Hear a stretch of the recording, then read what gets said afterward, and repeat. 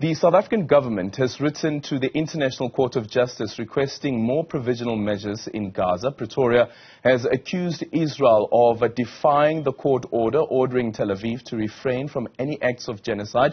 At the same time, there is an ongoing debate as to whether South Africa should be excluded from an AGOA renewal in 2025. The dominant narrative has been that a loss of AGOA benefits would have disastrous consequences for South Africa. For more on this, we are now joined in studio by the President and the CEO of the U.S. National Endowment for Democracy, Damon Williams. Damon, good morning. Thank you so much for making time for us. Thanks for having me on the show, Aldrin. Let's start here. The bipartisan bill that is being sponsored by lawmakers in the U.S., right now, though, as Dirko is arguing, Dirko says that, listen, as far as they're concerned, this is not the view that Washington has about South Africa. Well, first of all, Aldrin, it's a great pleasure to be here with the World Movement for Democracy in South Africa, which is why we are here. And so I don't represent the U.S. government, but I've come from Washington, and I can tell you there's quite a bit of interest and deep support for a strong economic and broader partnership with Africa. I think many Americans and many politicians in America see this extraordinary potential and promise of 1.5 billion people by 2050, 25% of the planet will be African. Deep support for the 20-year record of AGOA and seeing that renewed, even as we see debates and differences over policies between the governments right now that are playing out. And you see that politics and those voices coming out in Congress right now. Yeah, those voices coming out of Congress, and also if you look, for instance, at some of the trade relations between South Africa as well as the U.S., and there was one research that pointed that a loss of AGOA could have ramifications for the U.S. because the U.S. relies on South Africa for a range of critical minerals. In 2021, the U.S. imported nearly 100% of its chromium from South Africa, as well as over 25% of its manganese, as well as the titanium and platinum. So clearly, South Africa is important to the U.S. I think that's right. I think for the United States, this is the most important export market in Africa. As you said, platinum, manganese, chromium. But I think it's more than that. I mean, AGOA is really meant to be designed to foster a stronger partnership between the United States and countries in Africa, with South Africa being prominent among that. You think about the enhancement in trade, attracting greater investment, but really providing a platform for deeper engagement actually outside of government. You saw this at the AGOA Forum, building ties among Americans and South Africans, but also, I think importantly, being vehicles for reform, both here in South Africa and across the continent, and supporting a more diversified base so that South Africa's own economy can be more resilient to global shocks. And so I think there are cool heads on both sides to see great interest in the United States, great interest in South Africa for getting to yes on this big issue. Do you think that the Biden administration could hit this particular call, considering last year as well, that there was another bipartisan push to have the summit move to another country? That's right. This is the AGOA summit, because of South Africa's stance on Russia's invasion of Ukraine and, of course, the Lady R issue. But the summit did go ahead in South Africa. It did indeed. It did indeed. I think we're going to watch and see a pathway to how to get to yes on AGOA renewal. It's complicated. An election year here, election year in the United States. That's politics. So I think you'll see some noise. I think you'll see a lot of debate on some of these contentious issues. But I think there's a deep reservoir on both parties of wanting to get to yes for something that's fundamentally about building a stronger relationship and deeper ties. That there are lots of interest to get there. Yep. Can the United States, or does the United States run the risk of being seen as using economic diplomacy and also its trade relation with South Africa and weaponizing it, considering the different stance that the Biden administration has around issues around geopolitics, even, for instance, with Israel, where South Africa is standing on an opposite side? You know, look, I'm not here to represent the U.S. government. I'll have to leave that in the hands of our capable ambassador. Sure, but just your analysis. Sure. You know, look, the AGOA, whole concept of AGOA was meant to be not just an economic enterprise, but really a fundamental political enterprise between countries as well, being vehicles for advancing reforms and economic governance issues, and really helping to support empowerment of addressing growth, jobs, and fundamentally producing more jobs on both sides of the Atlantic. And so I think politics are a reality. When you're dealing with governments, when you're dealing with democracies, elected parliaments here, or U.S. Congress there, The issues of differences will come to the fore in this contest. This is the opportunity for those that have concerns to raise them through the vehicle of AGOA renewal. But I don't think we're going to see, I don't think there's any effort to think about weaponizing this. I think there's a real desire to figure out how to get to yes in a way that's going to strengthen both economies and provide jobs on both sides of the Atlantic. Yeah. From your assessment, do you think that there is a case to be made around whether or not, because the lawmakers are saying that there must be an assessment around whether the decisions that have been taken by South Africa are actually undermining the U.S.'s national interest as well as a security interest? Yes. Is there a case to be made? That's not an uncommon process for Congress to go to. It's not for me to say. I'm not going to be involved in that process there. Part of what we are involved in at the Endowment is how to support sort of the ties between our peoples that extend beyond the government so that there are stronger relationships of trust over time. We first were here 39 years ago supporting Bayard Rustin, who was helping to lead the March on Washington to build the relationships with South Africans at a time quite in contradiction to what U.S. administration policy was.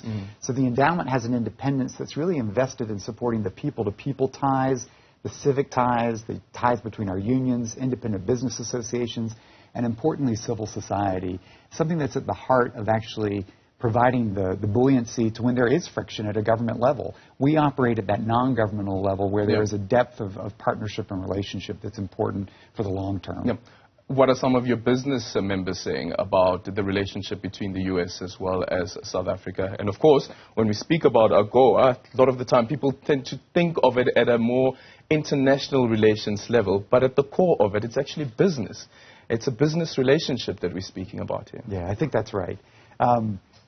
Look, I'm not a business expert, but I can hear from colleagues that are working associated with many of our partners who are involved in independent business associations, a deep interest in seeing stronger relationships and ties, particularly here in South Africa. This is an important market, important gateway, financial hub for the rest of Africa. And I think there's a bullish sense that you saw even in the context of the summit that was held on Africa in Washington. You saw business as well as our labor union partners really stepping forward to see the opportunity of building on these partnerships.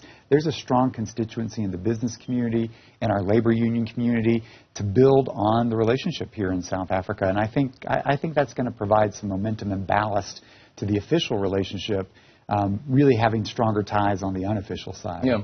A couple of days ago, actually a couple of weeks ago at the World Economic Forum, when they had a press briefing just before the opening of the World Economic Forum, one of the guests there was speaking about the Red Sea and saying that what is happening in the Red Sea almost feels like it is sanctions, economic sanctions against Europe. From an economic development perspective, how do you view that, and also the instability that is happening on the Red Sea and the conflict there? Well, look, let me just give you my perspective is from the National Endowment for Democracy and with the World Movement, and it's twofold.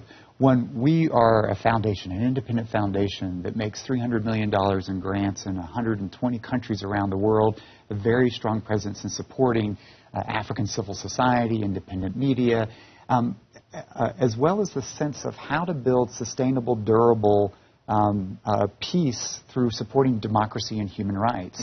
And so our approach isn't really to represent the United States or be that. In fact, I'm here with Maria Ressa from the Philippines, with Gladys Changachirari from Zimbabwe, as part of the world movement trying to build solidarity, not with regard to our governments, but with regard to our peoples, understanding certainly in open societies that the relationships we build among peoples are part of what provides some of the ballast, part of what helped measure friction, manage that friction between governments, and provide some of the most important pathways to durable peace and more democratic expression and a sense of solidarity among democracy advocates across borders. And that's really our focus, is how to, we're not part of the geopolitics of the debate. We want to support people-to-people ties that are trying to strengthen the voice and the agency of individuals on the ground to determine their own future. That's often the best pathway to a more peaceful, more secure, more prosperous environment, is to empower people to control their own future. And that's really our approach. Yeah. People-to-people relations also speaks to international relations.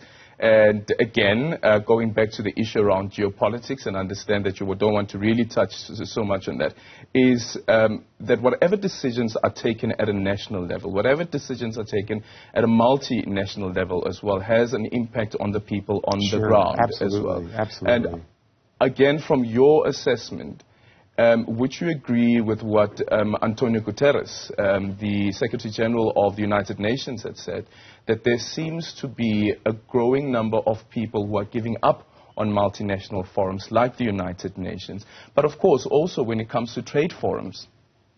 You know, part of what we do is ensuring that how do we revitalize democracy? How do we revitalize democratic principles in this international system? And so part of the endowment, we don't have a policy on these issues or particular outcomes. What we do is we try to support independent actors of civic life so that they have a voice at the United Nations, so that they have a voice at international forums, so that they don't just represent the friction that's among governments, but that we can see, whether it's unions, civil society, independent media, that they have a seat at the table helping to shape these norms, whether it's norms that are being shaped in international bodies about trade or about artificial intelligence, that it shouldn't be left to the purview of governments. It really requires a whole-of-society approach that recognizes the values and the interests of other actors. And that's how we lean in to ensure that civil society is at the table when some of these rules are being written, and not just diplomats in suits. What would you say the immediate priority should be? For us, it's really about how to revitalize democracy. This is a consequential moment for democracy around the world this year. We have more than 60 countries, more than 4 billion people going through elections this year, and a time in which democracy is under attack from populists, from autocrats, from kleptocratic networks in an environment. Disinformation. Yeah, absolutely, absolutely. We see technology, information environments being manipulated.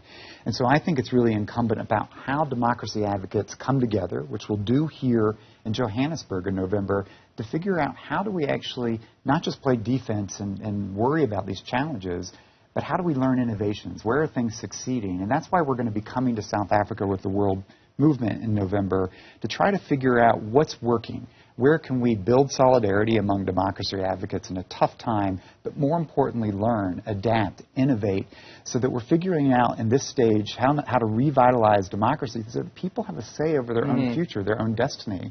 And there's no better place to do that in South Africa, which has an extraordinary legacy to build on, but is really grappling with issues today that provide answers and innovations for other actors around the world who are invested in the health of their democracies. Damon, thank you so much for your time. And of course, we know even with that, when it comes to democracy and elections, comes the allegations of interference by foreign governments. But thank you so much for your time. That is Damon Wilson, President and CEO of the U.S. National Endowment for Democracy, speaking to us there about relationships between the U.S. as well as South Africa, following that decision by 2 lawmakers to push for a bill that could see South Africa being suspended from AGOA. But what's the possibility of that happening?